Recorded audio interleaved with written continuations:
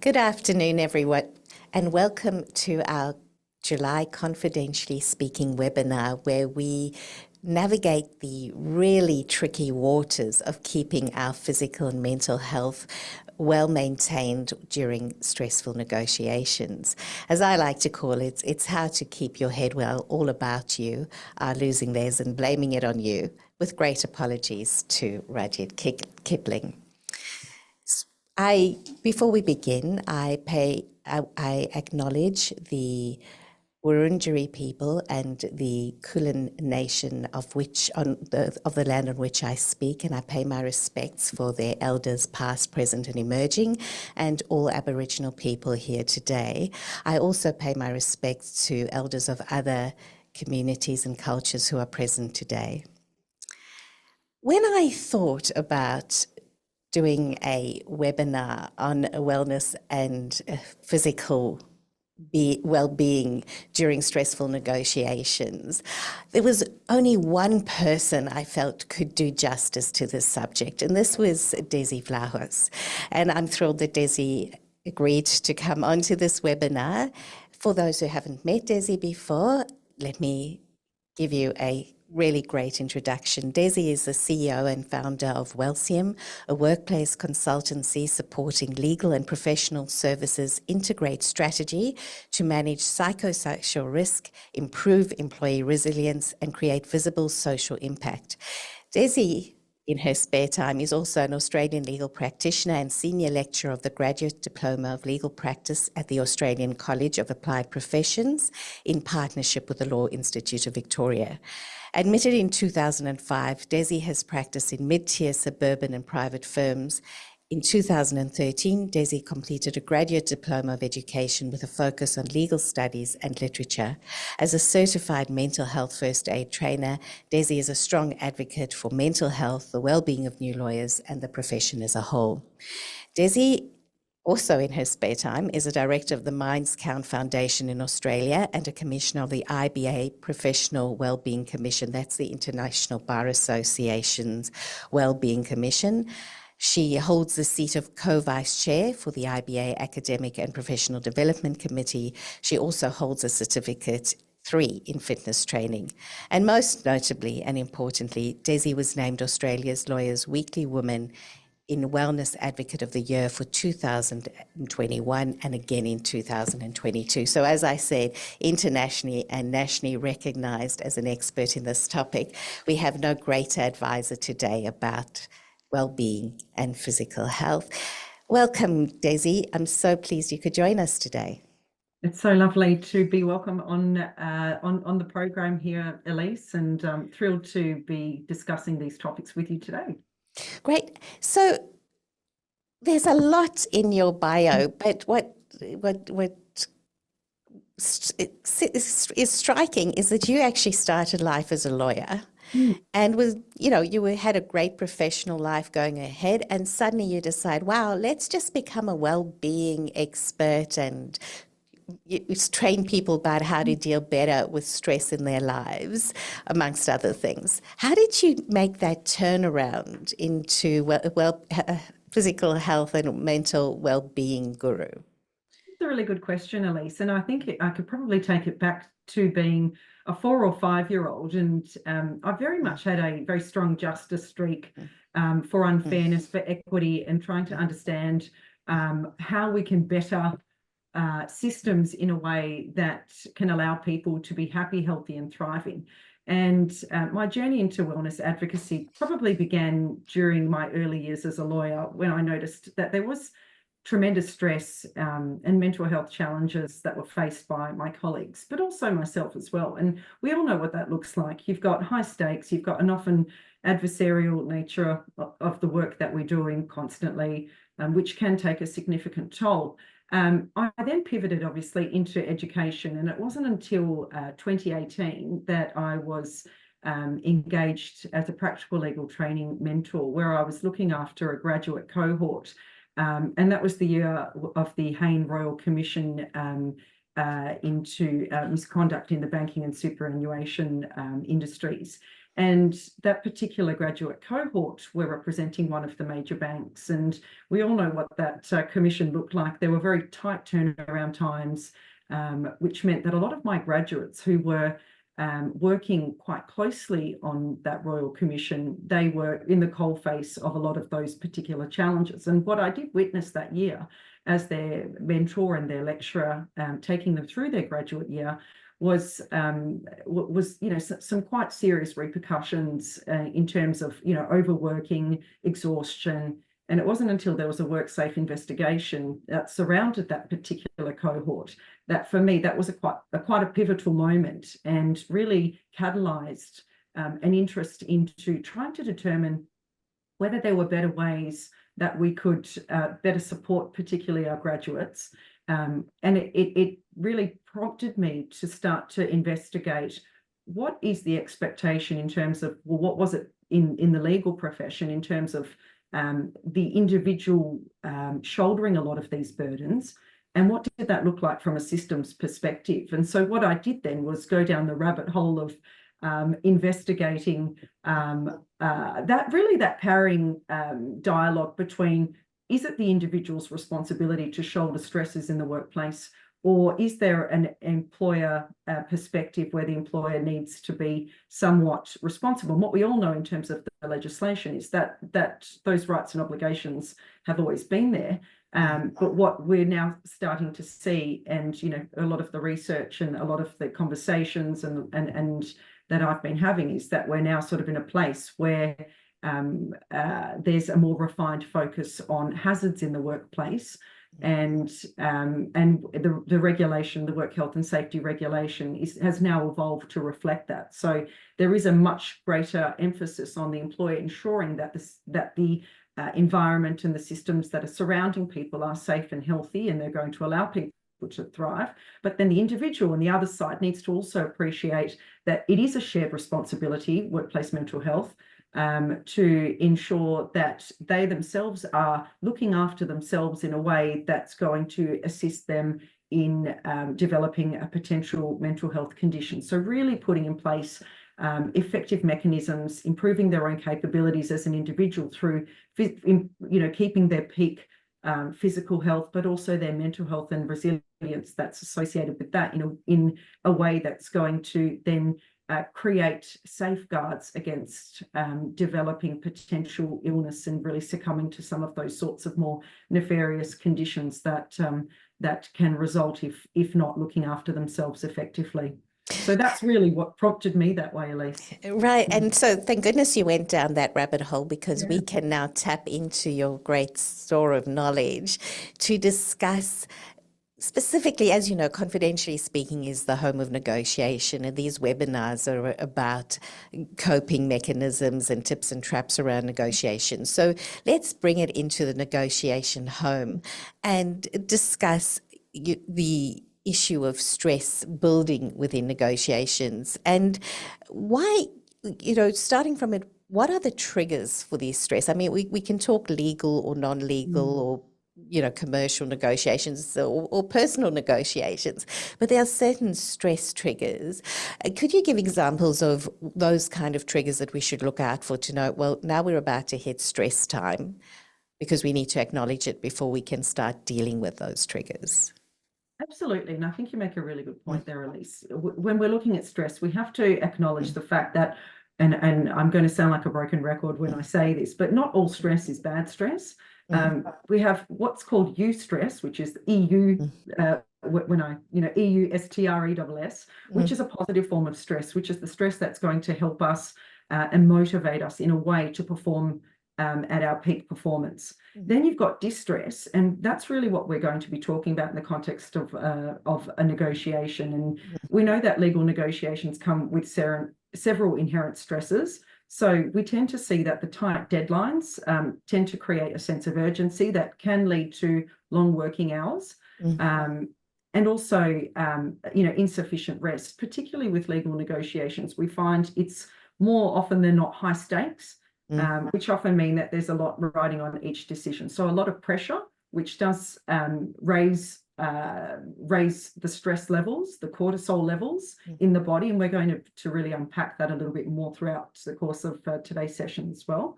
And that also can take its toll both physically and can be mentally exhausting.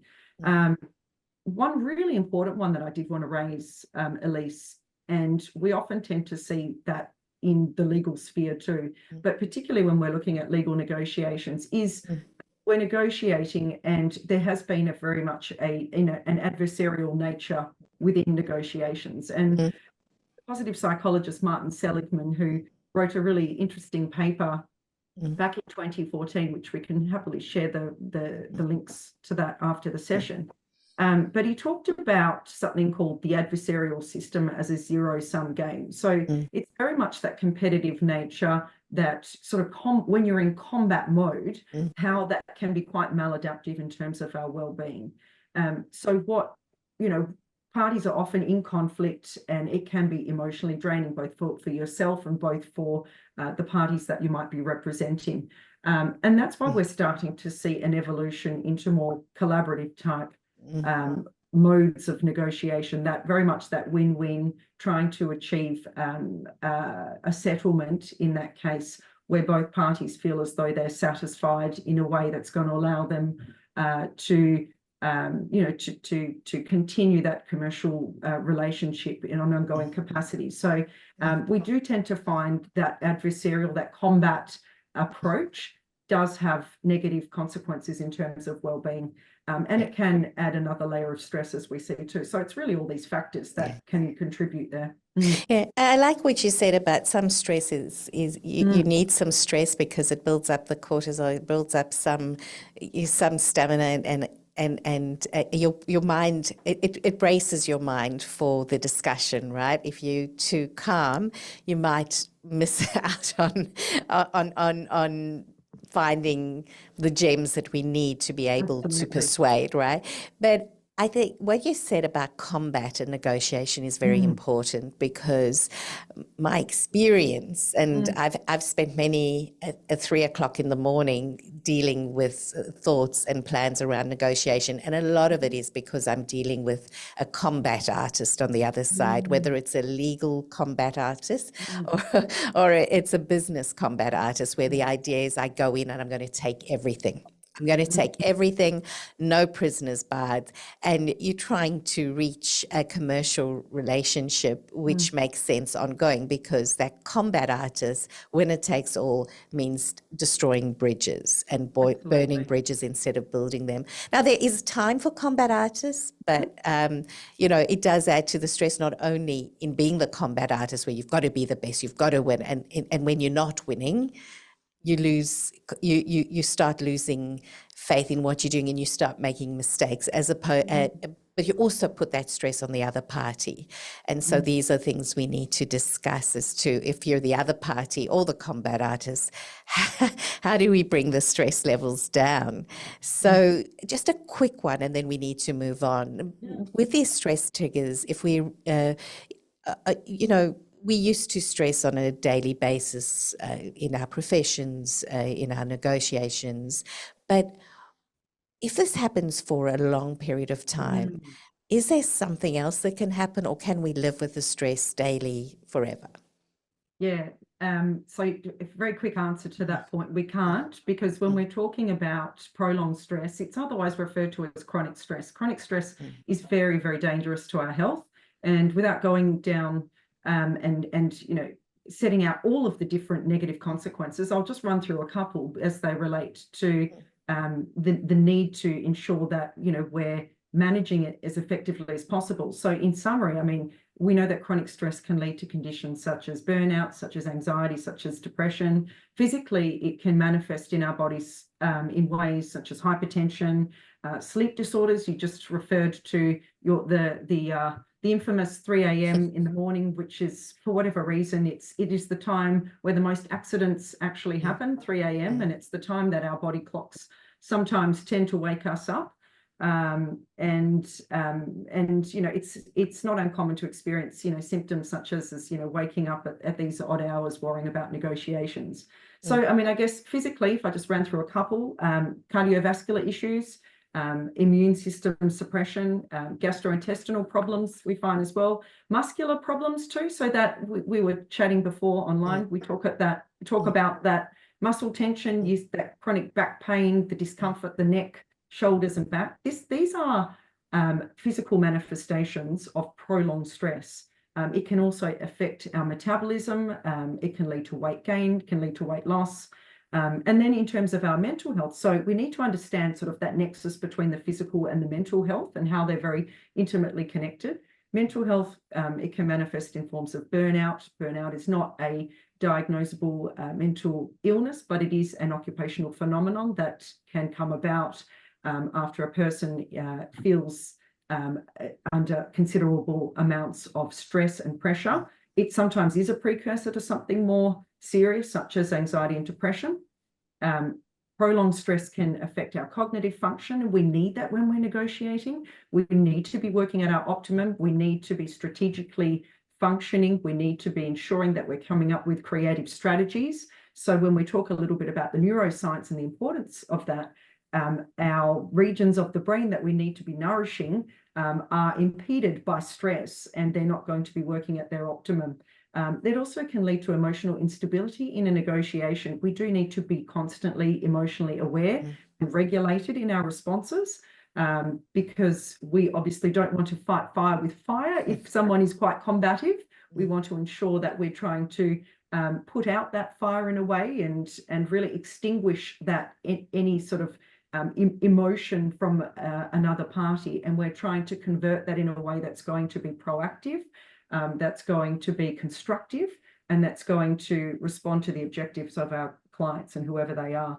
So, and I suppose the last one I just wanted to add too was prolonged stress, and there's a really interesting connection with stress and substance use as well. So really using or finding various forms of relief which are not going to nurture our well-being. And we all know that substance use is one that, whilst it might lessen the sort of the immediate feelings of stress, long-term that can be quite, again, maladaptive in terms of our well-being. So we can see that close connection between the mental and the physical, and the impacts of chronic stress on us, and why it's really important to ensure that we're nurturing it as much as possible.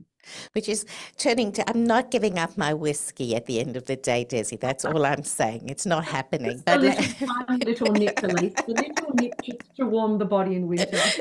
just not the entire bottle. So let's move on to the physical. So we talked about mental and physical. We're here to make sure that there's no long-term effects on our stress. We're here to learn how to manage it. And a very important part is the physical side of it. Now, I know that you are a dedicated physical exerciser. You've focused on it and you concentrated on it, unlike people like me who are a more couch potato-like person. But let's focus first on the focused exerciser like yourself, to discuss the benefits of exercise to deal with stress. Wonderful. Yes. And look, I know, Elise, that you are very committed to your exercise. So the funny thing about me, and I know, Elise, you and I talk about this, whilst it's wonderful to be committed, I always take a very stoic approach, and that's trying to find that golden mean. So anything in excess, there's a wonderful Greek term that I thought you'd find quite profound. It's it is pronounced pan metron ariston, which basically means everything in moderation, and ensure we're avoiding the extremes. And I think for myself, I quite like to sort of, focus on something new. And I think what's really important for ourselves is that we're making sure we're not putting too much pressure on ourselves. We're trying to find that golden mean, that comfortable, that reasonable, moderate way that is going to best nurture our bodies, but also our minds as well. So it's certainly challenging in the winter months. I'm not going to lie, and that's why you tend to find at fitness gyms come the end of winter, people are already taking out their fitness memberships. But we know that maintaining physical health plays a crucial role in our overall well-being, contributing to various aspects of our mental, our emotional, and our social health. So if you sort of put it in those categories. So in terms of our mental health, regular physical activity is going to help lower our cortisol. So our cortisol is the hormone that's associated with stress. When we're feeling stressed during negotiations, that is your stress hormone. So it sort of works, dopamine and cortisol work on a seesaw. So when cortisol, the stress hormone, is high, your dopamine, that's the happy hormones, are very low, and the other way around. So when your dopamine is high, your cortisol is low. So you always think of it like that. Physical activity and physical exercise and health is going to help improve our mood. So we know it stimulates the production of endorphins, again, those happy hormones in the body, the mood lifters, which also reduce symptoms of depression and anxiety.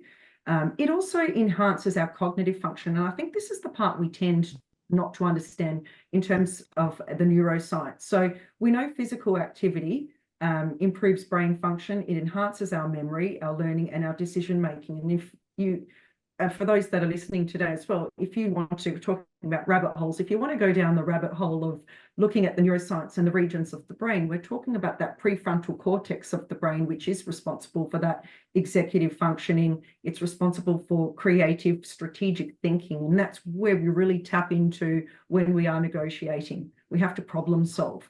The problem is that that part of the brain requires a lot of fuel, and it requires a lot of dopamine to function carefully. So if there's a lot of cortisol in the body, you can see how this part of the brain it's sort of in this region, at the front of the brain, it's not going to be functioning at its optimum. Right. Yeah.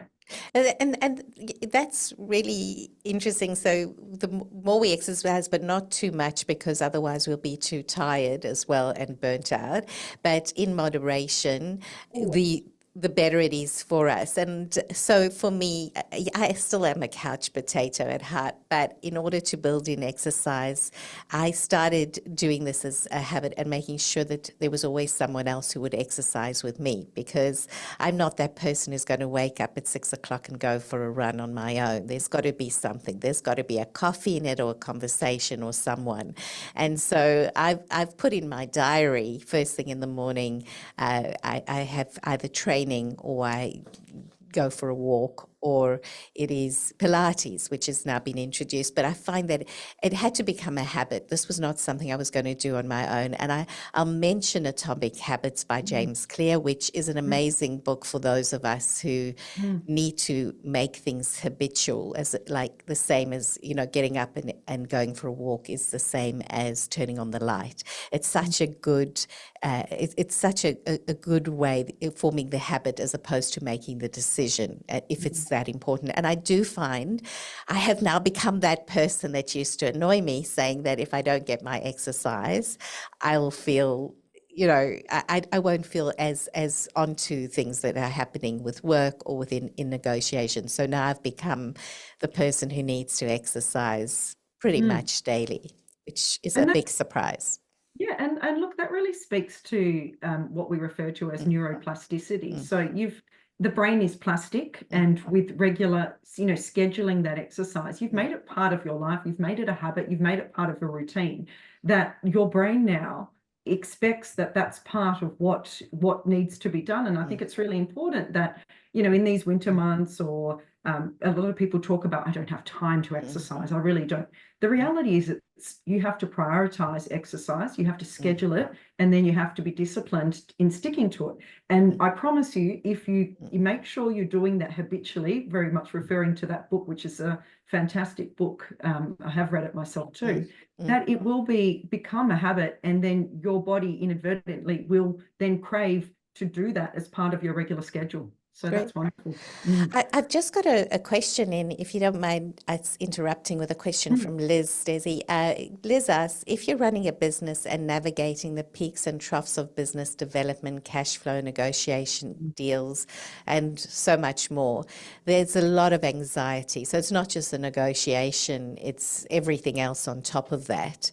And then you've got the pressures of everyday life, your family life, things that you have to do, chores. How do you manage that and partition it off and leave it, take the work stuff, partition it off and leave it at the office? Look, yeah, I mean, Elise, that's definitely a challenge when you're running your own business, and there's there is additional pressures for someone that is running their own business. I think the buck stops with you, essentially. You're juggling multiple balls in the air. You've got family. The best form of addressing these sorts of pressures is obviously to start breaking things down, start chunking it in a way, and I'm not sure if I'm sort of addressing the question effectively. And I presume it's, how do you manage the stress of it all? I think we're looking at it from a sort of holistic perspective. I would be saying that, really creating sorts of priority lists of, what needs to be done, and really being scheduled about each and everything, and then ensuring that you're devoting time to family and those responsibilities, because I always say they always are going to take precedence. We want to make sure that we're nurturing those relationships first and foremost, and then really starting to break down the other aspects that are creating the pressure. But I think really, really importantly, you cannot drop the ball with self-care. Whilst you might not be able to do everything and strength train and meditation and do all these sorts of new age, a lot of things that we're starting to see that we might have more time, but for not running our own business.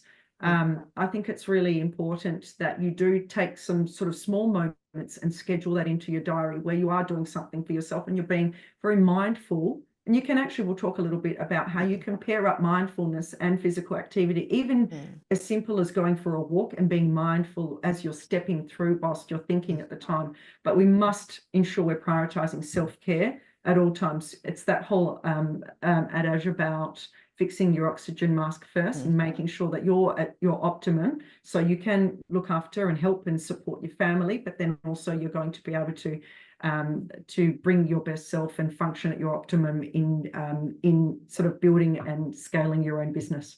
Yeah, it's so important. And one of the things I've tried, because it's difficult, there will be issues that are sitting on your mind no matter that you're now out the office or you're speaking to someone if there's something there. So basically we have to deal with those issues. And what I like to say is try and set up, firstly, if you're going to work at home, a workplace at home, don't move all over the place, because then wherever your rest place is, and set up a place where that's where you rest. That's the first thing. The second thing, as you say, Desi, schedule in time, schedule in things that you like to do. Make sure, and this is an important step, that you're not just defined by the workhorse that you are, but that you actually have a hobby or you meet friends for coffees, but it must be scheduled into your diary, because if you're busy, it's not going to happen. It needs to be scheduled to work. And so we've got questions coming thick and fast here, Desi. So I think we're going to use this as a question of the mark discussions. And for those out there, it's so great people asking questions, but if anyone else wants, please feel free to use the questions via the Q&A. We'd love to answer it and have a discussion rather than a just Desi and I talking to each other. We'd love you to join our discussion. So we've got a question from Ben. What are your tips for managing the stress of very long negotiations? And I'm going to give an example here. I have a friend that has been involved in negotiations in relation to one transaction, which has involved disputes for over 2 years. How do you deal with that? Well, that's, I think, yeah, I mean, it's interesting. I sort of would break that down into 3 parts. I mean, it's always important to prepare and to manage that before you're negotiating, during that process as well, and after. I mean, I would always say that, making sure you've got a good schedule in terms of your sleep, your eating balanced meals, you're hydrating, you're exercising during the negotiation. I think it's, again, putting in place various different mechanisms that are going to allow you to thrive at your optimum whilst that's taking place, and then after. So being quite reflective about it too. And I think we tend not to acknowledge those sorts of, those more reflective aspects there at the end of it as well. I like that reflective place. So basically you do that, you take the same steps, right? To whether it's a long term or not, but the time to reflect. So each period when you take time out afterwards to consider how it went in this phase of the negotiation, what were the triggers that actually made it difficult for me from a physical and mental perspective, Absolutely. since we're talking about that, not the content, which is a whole another topic for another day. But it's like a constant reflection. How did I play out in that negotiation period? And was I at my best physical and mental status? And if it wasn't, what can I do to improve it? And that's exactly right. Because if we're talking about a 2-year negotiation, there are many different things that can take place in your personal life, in your other matters that you're working on at the time, that could potentially impact the way that you responded, in that particular negotiation. So again, that reflective practice is so critical because then it really helps to tap us into our emotional awareness as well. So our awareness of our emotions generally, how we responded, why we think we responded that way as well. And I think we tend not to do that. We tend to bury that and address, the concerns as they present themselves. But what we don't appreciate is that our emotions dictate a lot about the way that we behave. And if we ensure that we are reflective, then what we're really doing is we're digging deeper into understanding why we might have reacted in a particular way. And then again, if we're nurturing our physical and mental well-being, and we are, trying to encourage that emotional resilience as much as possible, then we're going to react in a way that is considered, that is carefully spoken, that is, it is really trying to meet the objectives of our clients in it as well, in a very constructive, manner. Excellent. Yeah. And so moving off, so we'll move from the physical to the mental. I mean, we kind of touched on the the review of where we were heading with that long-term negotiation and the reflection. But let's move into specifically dealing with the mental well-being. So tips for that. Tips for that. Okay, so we know that mental health, and I think I spoke a little bit about mental health, but also that emotional resilience there as being crucial components of a successful negotiation. It was really interesting. You spoke about that combative person in a negotiation. So that's really interesting. So your own intuition picked up on the manner in which this particular person and their style, and very much what sort of prompted them and in their manner. So we know that, we're talking about negotiations that often involve high stakes, pressure, interpersonal dynamics, which can impact a person's ability to perform effectively. So why is mental health and why is emotional resilience really important in this context? Well, from a mental health, so if we're going to look at mental health first, it helps us in terms of our cognitive function and decision making. So good mental health ensures clarity of thought. Okay. It helps negotiators stay focused and process information accurately. It also helps us with critical thinking. So a healthy mind is going to enhance critical thinking, but again, talking about problem solving as we did before, which are essential for evaluating an offer that's put to us, but also crafting strategy. So as we talked about previously, that need to have a healthy mind helps us to be creative in our solutions that we provide. So yeah, that's great. But I'm sitting there and I've done my exercise. I've been for, my training, and I'm dealing with someone who is being very vicious. They and it's toxic. I can only, because I've been through many a toxic negotiation, and I hope that I didn't contribute too much to it, but who knows? But the reality is there are some people, and there's this, it's like poison in your head, and you're busy trying to keep your head. They carry, while they're losing theirs and they're behaving really badly. How do I keep my mental focus and not get involved in the emotional, combativeness that's coming out, or start, let my emotional side just take over?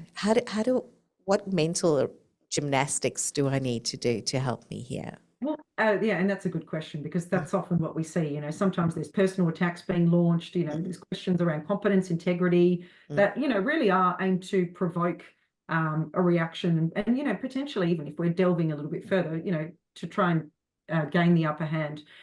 So what does that do? And I think this is where you take that pause. What is that person trying to do? Why are they trying to derail that discussion? And immediately that's going to activate our emotions. So instead of reacting emotionally, that's where we need to pause. It's very much about stop thinking and then responding. And it's very important to try and stay calm and composed, because as we know, reacting in a way and emotionally is really just going to derail the negotiation even further. I would suggest in this case, it's a really good strategy to, if you do feel yourself starting to get activated emotionally, and we know it's very important to listen to your body. Your body provides you with a lot of information and data. If you listen carefully to it and you feel your heart rate and your breathing, and usually your breath, and it's quite interesting, you and I were talking about this offline at another point, the important, and there's a lot of emphasis put on breath work now as strategies to really ameliorate stress. And we tend to just not listen to the way we're breathing when we feel that we're activated and our cortisol start rising, and you'll start to feel it starts to speed up a little bit, our breathing, because we do have a lot of cortisol that's shooting throughout the body. So really importantly is to try and bring what we call the sympathetic nervous system, try and bring that down. And how do we do that? So through, really careful breathing, deep breathing techniques. And I like the whole box breathing technique in that instance, which is the in for 4, hold for 4, out for 4. And what that does is it brings the heart rate down. Okay. So should we do one of those? Like you could. I mean, the Navy SEALs do it. I mean, and yeah. There's many different strategies that you can use, and there's no silver bullet. And it's very much, if you do feel yourself activated and it's very stressful in the moment, and you feel there's obviously ways and a lot of discussion around mindfulness. So really grounding yourself in that moment. So there's 2 ways you can go about it. You can actually ground yourself. So, it's, something you can see, something you can touch, that sort of thing, or even feeling yourself in the chair, feeling the arms on the chair and really grounding yourself. Or sometimes if that's not enough and you do feel as though you're activated, the box breathing is a really effective way. So very much, and I'm sure you've all tried it, it is very much, it's a breath in for 4 seconds, it's holding it for 4 seconds, and then it's out very gently through the mouth. And then you just keep going that until you sort of feel your heart rate start to slow down. And then really it's about, once you feel that, then responding in a way that's going to bring a lot more clarity to something and a response that you're potentially going to be a bit more emotionally activated. But if you are engaging, and I always use the whole dentist analogy. Back in the day, we used to go to the dentist when there was a problem. If you are, now we're going to the dentist to, prevent the problem before it arises. If you're putting in place and you're being very routine about various different strategies in your life, and that's not just physical, but it's also mental. So it's about implementing, forms of meditation and mindfulness every day, really grounding yourself. You practice that, it becomes a habit. So then when you are faced with some form of, potential attack during a negotiation that is set to derail you, you are better able and you're stronger mentally to respond in a way that doesn't activate our emotions in a negative fashion. But again, we have to strengthen that like a muscle. We have to strengthen our minds very similarly to that. And that's through implementing these habits. I like that it's like the same way as you need to do exercise to strengthen your physical health. You need to exercise your brain, not just in how you do your work, but also to deal with mental, to derail or not derail, to actually bring down your mental stress. And this idea of breathing in and out, if you keep doing it and you get better at it, you can start doing it as a voice training exercise, because so if you were in the theatre or you were a singer, you would breathe in for 8 or 9 or 10 and hold for that long and then breathe out through that. So you could become, it could work as a dual part. I de-stress and I build my voice up and for projection. It works both ways. So that's really a good tip. A lot of people, Elise, they don't, I think it's something that we do unconsciously, but yet we don't realize the impact it can have in a positive fashion in bringing down and reducing the stress in our bodies. And we can do that, but we just have to become aware. And it's really bringing that unconsciousness into consciousness and understanding, okay, I can feel it, but really tapping into, so stepping aside from what's actually happening in that negotiation and feeling what's in the body and bringing it down in a way that's then going to stop and the cortisol from hijacking the part of your brain, that strategic functioning, which forces it into that fuzzy zone. You know, when we're all feeling really stressed, it's like it sort of goes offline for a second, but that's the body's reaction to being in that fight flight mode, and that's what it's trained to do. So we can assist it in a way through our breathing and effectively function in a way that's not going to be hijacked by that stress hormone. It's an interesting, and just to give people tips on how to do that, because you might say, well, I'm in the middle of this discussion and now you want me to stop and breathe. Like, what am I going to do? And I say, well, if you're really feeling that it's getting out of control, whether it's stress or whether they actually put something to you that has blown your mind that you hadn't actually expected, it's okay to say, look, I need a break. And here's my biggest tip. If it doesn't seem the right time in the negotiation, saying you need to go to the toilet is actually a good break. No one's going to make you stay there, right? I know it sounds a little bit potty mouth, but there we go. So, and that's a good opportunity too. Some cold water on the face does bring it down as well. And then obviously you can, and it doesn't have to be when you're breathing. You can do it through your nose, out through your mouth, just while you're in the bathroom, just to bring it down, just to ground yourself. And that's what it's about. Great, but you just can't keep doing that the whole negotiation. So pick your timing. Right, we have another question coming in from Amanda. It's all very well that you're talking about me and my, and controlling myself. But what happens in my negotiations is that there are a lot of people in the room with me. I have a negotiation team. And what happens if it's not me who's experiencing the high level of stress and anxiety, but it's either my entire team or it's a member of the team? What do I do to assist that person? Yeah, look, it's difficult, isn't it? I guess it depends if you're a team leader and they're your team. And I guess it comes back to that whole preventative lens that we talked about. So if you're helping your team and priming them with the capabilities and skills through forms of education. So perhaps it might benefit you in this instance to do a little bit of mindfulness training as a group and as a team. So, what happens if we are faced with a situation, we do feel as though we're activated and our stress hormones are all pumping through our body. What can we do? And I think, there's many different forms, and I would never sort of profess to tell anybody what works for them. I guess there's mindfulness, there's various different forms of grounding, there's breathing that we can do.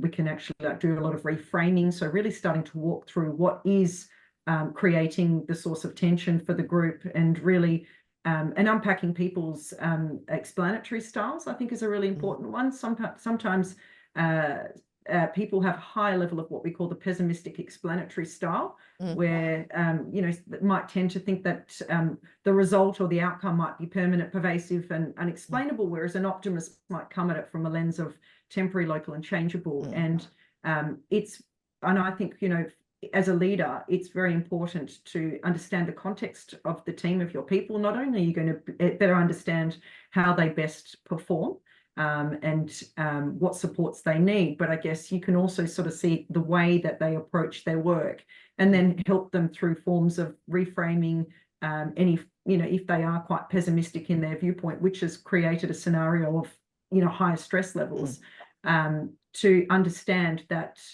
the outcome may not be as pessimistic and as negative as they probably thought. So we do need to understand our people very well, and then it probably might benefit from a little bit of education, and also just to understand them better, get to know your people really well. And that's an important point. If I'm taking anybody into a negotiation room with me, I need to, I hate to use the word puppet master, but puppet master to make sure I know every member of my team has a Yes. place and I know how to control. And it's not just, it's the, if I know how to control if someone is experiencing high tension and stress, Yes. and I can pick that up and move the conversation along. But that would also be a general discussion about what people say during the negotiation from the team and how they present. And I Yes. suppose we could add the physical, like in a break, take them for a walk and have your discussion Absolutely. over a walk instead of a coffee, although we might need a coffee as well, you know, me and my You could drinks. do a walk and a talk and a coffee. It's that peripatetic style of walking and talking, you know, to for our well-being, which is very important. Yes. That's great, Desi. So I think we've unpacked a lot, and you know, you're full of such a lot of information and detailed information. So I think we'll leave it there for people to process. Is there any parting shot you want to leave everybody with? Yeah, look, I think in terms of if we're looking at what I would do in, you know, to approach, and again, I come at it from a very preventative lens. Even a lot of the work that I do with workplaces, we're taking risk approaches to everything now. And I think in terms of a negotiation, it's really important to take that same lens. So Mm, be really, and I don't really sort of like to put the brand risk on it, mm, but take a preventative approach. So implement strategies before they become a problem. So really strengthen your mind and your body and keep it at its optimum as much as you possibly can. So then you're not in a situation where you don't have the capabilities and the skills when you're in it. So a couple of things I'll leave you with. I would say harness the power of mindful movement. So whilst I'm not advocate, you don't have to go out and sign up and buy a membership. Things can be done very easily as long as you schedule them into your diary. So you might want to do some mindful movement practices where you could, engage in various different activities where you are combining physical exercise with that mindfulness, whether it's a walking meditation that you talked about with your group, if you want to do, finding a quiet space to walk, slowly and deliberately, focusing on your breath and each step. And then also we talked a little bit about reflection. So that's the second point. I would say it's very important to ensure that we're cultivating that emotional agility through being reflective. So what worked, what didn't work, how did I feel during that negotiation? Was there something going on for me at the time in my personal life that impacted that in a way? Was if I was looking after a team and my team members seemed stressed, maybe I seemed stressed, maybe they were mirroring the way that I was portraying and I was projecting myself. And that's really important as a leader, that we must ensure that we are demonstrating what we want our team to be able to mirror back to us as well. And then lastly, I would say, the importance, as we said, self-awareness as well. But, there's some wonderful, ways to leverage technology too, Elise. There's a lot of talk around what they call heart rate variability, or they call it HRV training. A lot of apps and things like that. If you're not sure, I mean, you've got these wonderful different biofeedback devices now that can actually test how much sleep you're getting at night. We know sleep is so important. We need 7 to 9 hours. It has the most profound connection with our mood. So it's not that your doctor keeps telling you that for fun. It's that it's all about rest and digest. It's all about really, getting the body to get its support that it needs, but also it is what we need for our minds in order to function healthily and feel well rested. So, really tap into some of those sorts of technologies as well, which can give you, all the data that you need. So then you've got that awareness to understand what's actually happening in your body, but also stress-wise too, because it picks up heart rates and things like that. So they're probably a couple of little tips I'd leave you with for that. Great. Thanks so much, Desi. I've learned, I thought I'd spoken to you a lot about this topic, but I've learned even more today. You're a font of information, and it's been fantastic talking to you. I'm going to start adding in the reflection not just of the content of the negotiation, but also my own mental reactions and how I played it out and what I could do better to prepare myself mentally. Yeah. And I love that idea of you don't just prepare physically to well-being, you actually prepare mental well-being and you practice it. That's fantastic. So thank you very much for today. And just to end off, where can people find you and your words of wisdom? I can pop, do you mean with the email, if I pop up an email? Yeah, you can pop up Yeah. an email or you I can can put send up an people. email. Well see 'em, and I can, if anybody wants to contact me, very happy to pop that up and to share some of the resources if anyone's interested. So if you can put that in the chat, that would be amazing. Sure. Thanks, Desi. And to leave on the note before we head off to out into the cold in Melbourne or in the warmth wherever you are, I'm going to use this as a marketing opportunity to tell you about our August webinar where I am going to be hosting Colleen Hegarty, who is the CEO of Prime Company Compliance, having over 20 years of extensive experience in management in mainly financial institutions. And what we're going to talk about, and this is a topic I really want to learn about, is how to convert prospects into clients. So it's not just marketing and networking, there's a whole negotiation that happens. And so Colleen's going to unpack with me, how do we use negotiation to convert prospects into clients? It's going to be a great session and I hope that you can join us. In the meantime, if you want to find me and Confidentially Speaking, please contact us at info@confidentiallyspeaking.com.au or head to our website, www.confidentiallyspeaking.com.au. Have a lovely day.